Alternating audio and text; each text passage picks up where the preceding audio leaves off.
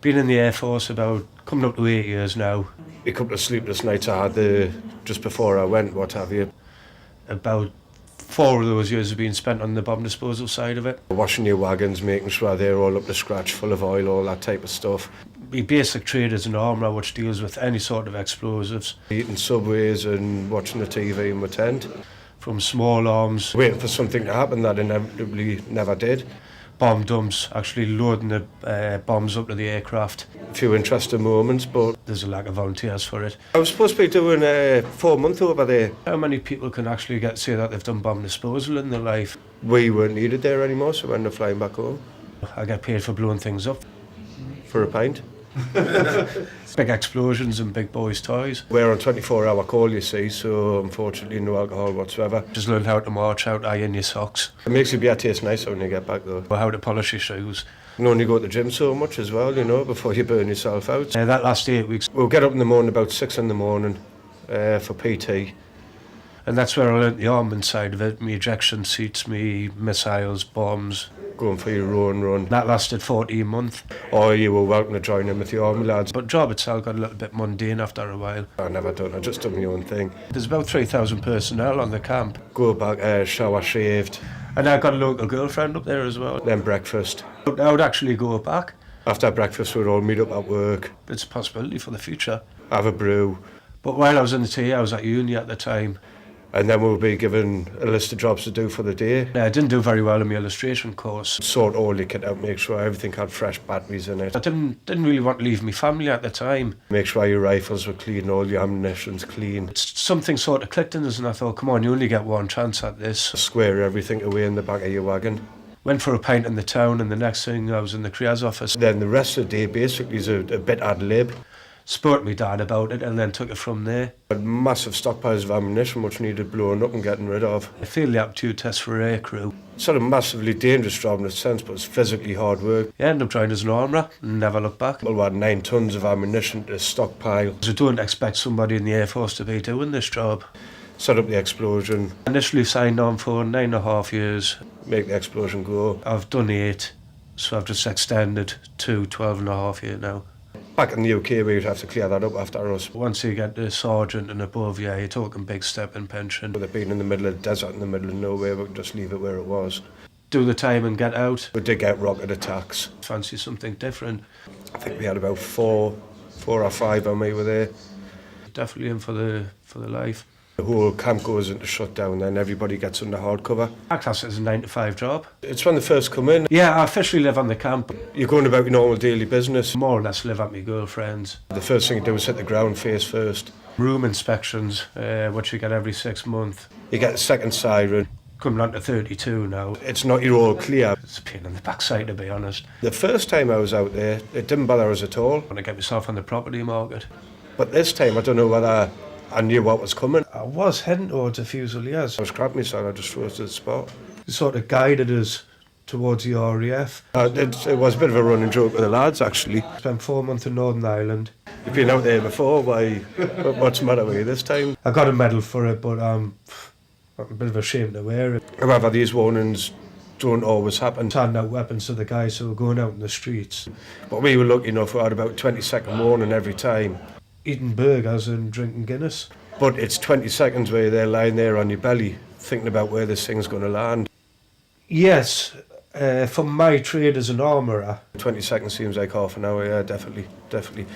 But for my specialism, bomb disposal, no, it's totally different. And then when the first one goes in, it's a bit of a relief. We've got to be as proficient in our infantry skills as the army. We didn't have any really close. Such and such a building in Iraq is holding explosives. Massive relief. The army will raid the house. Your adrenaline starts going because you think, right, it's the start of my job now. The search teams will go in. You've got to rally all your blokes together because we might be in separate places, you know. And then we'll go in. If there are any casualties, we've got to deal with those as well. In an ideal world, what we'll do is... Big thing going through your mind, are there going to be any casualties? Some taskings, you've got to blow them up there and then because they're just too dangerous. And if anything did happen, sounds double Dutch, but I would never forgive myself. They'll have been left lying about for years. That's the worst part, I mean... show the grandkids. It changed my perception of them, like. I was working with the Nimrods. There's still rivalry. Those aircraft are designed for an anti-submarine role. Turns into a lot more friendly banter. Tell what newspaper somebody's reading from 30,000 foot. I thought they were really gung-ho. Thought they were really Hollywood. Inside the wire and outside the wire. Like locals who worked on camp, Yeah. you know, as mess hands or, you know, cleaners or what have you. Quite a bit of work outside the wire, I should imagine. But quite a bit of work inside the wire as well. When we used to walk past them the first time I was out there, you could feel the tension when you walk past. A lot of them go in blind, i.e. they don't go off. This time we would sit and have a smoke with them and have a coffee with them in the tavern area and have a good chat. Old rockets, Obviously seeing the good locals, not the bad locals, you know. they'll make their own launchers. It's one of the things I was actually looking forward to, and we didn't do much in a town or in a city where You can't take anything away from the guys. They're very, very clever guys. I'd never worry about setting an explosion off. There's bang on cue, you'll get a guy on a motorbike.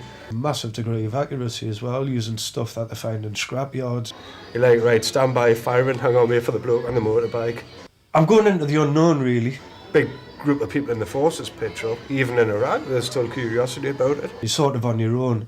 There's a big way they think as well, it's all God's will, so they've got no aspect of danger. It's the apprehension of, So we were getting up at 6 o'clock in the morning for PT, that was cold. leaving the wire, Yeah, it was freezing in the mornings, like. I'm not saying as cold as this. seeing the streets. Through the day it was like a nice spring day, and then later on like, it was getting hotter and hotter. Interacting with the people out there. We got dropped off the middle of the desert by helicopters, and it was near the Ramallah oil fields.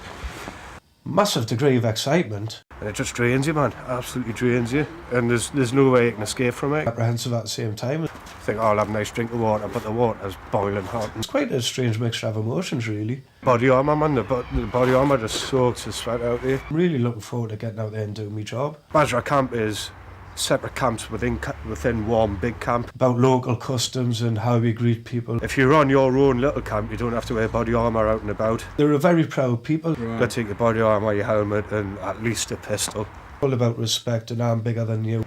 It's more stable when I first went out. It's drawn the fine line between arrogance and First time I was out there, the amount of rocket attacks we were getting 3 or 4 a day. confidence. This time I had 3 or 4 of me, well, 4 or 5 of me full tour. All about hospitality. Cheers.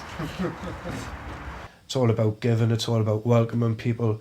One of the bomb attacks, yeah, there was a local guy, unfortunately he lost his life. The guys don't want. Fortunately he didn't get down, he was on the phone to his missus, and They understand that we are there. it took one of our lads particularly hard, like. Still welcome us as friends, as neighbours.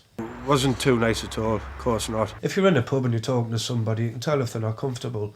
In the Raymond for us, It's got nothing to do with being in the military. It's more to do with being a human, I suppose. got him. We're dealing with a situation and then get out. Sound really selfish saying this, but Polite but straightforward.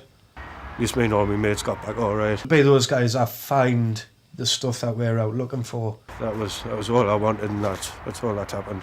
But there's every possibility that will be in towns. We had one exercise where Then yeah. a lot of our troops had been injured in an explosion, and we had to go in and help out. I was the one who chose to sign up. And used real amputees as well. Everybody secretly hopes to go into conflict. We weren't expecting it though. Why else would you join up? So you run over and there's a guy actually there with no legs. I want to go and do my job. My reaction was like, oh God, he's got a leg off, We're very limited in what we can do in the UK. and ran away. Big explosions.